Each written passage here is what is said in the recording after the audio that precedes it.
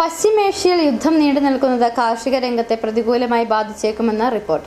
ഇന്ത്യയിലേക്ക് ഉൾപ്പെടെ കാർഷിക മേഖലയിലേക്ക് വേണ്ട കീടനാശിനികളുടെയും രാസവളങ്ങളുടെയും വിലയിൽ വലിയ വ്യത്യാസമുണ്ടാകാൻ സാധ്യതയുണ്ടെന്നും ഇവയുടെ ഉൽപ്പാദനത്തിന് കാലതാമസം നേരിടുമെന്നുമാണ് കാർഷിക മേഖലയുമായി ബന്ധപ്പെട്ട ആഗോളതലത്തിൽ പ്രവർത്തിക്കുന്ന സംഘടനയായ ക്രോപ്പ് ലൈഫ് ഇന്ത്യ മുന്നറിയിപ്പ് നൽകിയിരിക്കുന്നത്. വളങ്ങളുടെയും കീടനാശിനികളുടെയും അടക്കം വിലവർദ്ധനവിനെ യുദ്ധം ഇടയാക്കിയേക്കുമെന്ന ആശങ്ക ജനിപ്പിക്കുന്നതാണ് ഇത്.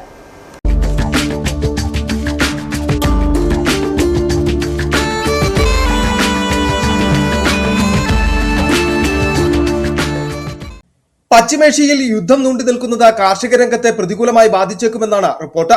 ഇന്ത്യയിലേക്കുൾപ്പെടെ കാർഷിക മേഖലയിലേക്ക് വേണ്ട കീടനാശിനികളുടെയും രാസവളങ്ങളുടെയും വിലയിൽ വലിയ വ്യത്യാസമുണ്ടാകാൻ സാധ്യതയുണ്ടെന്നും ഇവയുടെ ഉൽപാദനത്തിന് കാലതാമസം നേരിടുമെന്നുമാണ് കാർഷിക മേഖലയുമായി ബന്ധപ്പെട്ട ആഗോളതലത്തിൽ പ്രവർത്തിക്കുന്ന സംഘടനയായ ക്രോപ്പ് ലൈഫ് ഇന്ത്യൻ മുന്നറിയിപ്പ് നൽകിയിരിക്കുന്നത്.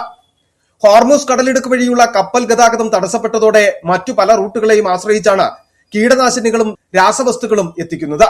ഇതിനായി കൂടുതൽ സാമ്പത്തിക ചെലവ് വേണ്ടിവരും. കൂടാതെ ഉൽപ്പന്നങ്ങളുടെ നിർമ്മാണത്തിനായി കൂടുതൽ സമയവും വേണ്ടിവരും. കേരളത്തിലെ കർഷകരെ ഉൾപ്പെടെ ഇത് ഏറെ പ്രതികൂലമായി ബാധിക്കുമെന്ന ആശങ്കയുമുണ്ട്. നിലവിലെ സാഹചര്യത്തിൽ ഉൽപാദന ചെലവ് 20 മുതൽ 25% വരെ വർദ്ധിക്കുവാനാണ് സാധ്യത. കമ്പനികൾക്ക് അധികമായി വരുന്ന ചെലവ് ഉൽപാദനത്തിൽ നിന്നാവും ഈടാക്കുക. രാസവളങ്ങളുടെ വിലയിൽ നിലവിൽ തന്നെ വലിയ തോതിലുള്ള വർധനവാണുള്ളത്. അസംസ്കൃത വസ്തുക്കളുടെ ലഭ്യതാക്കുറവ് പല രാസവസ്തുക്കളുടെയും കീടനാശിനികളുടെയും ഉൽപാദനത്തിന് തടസ്സമുണ്ടാക്കും.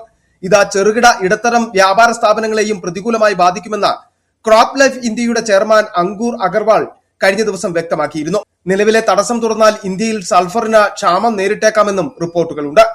News desk city vision.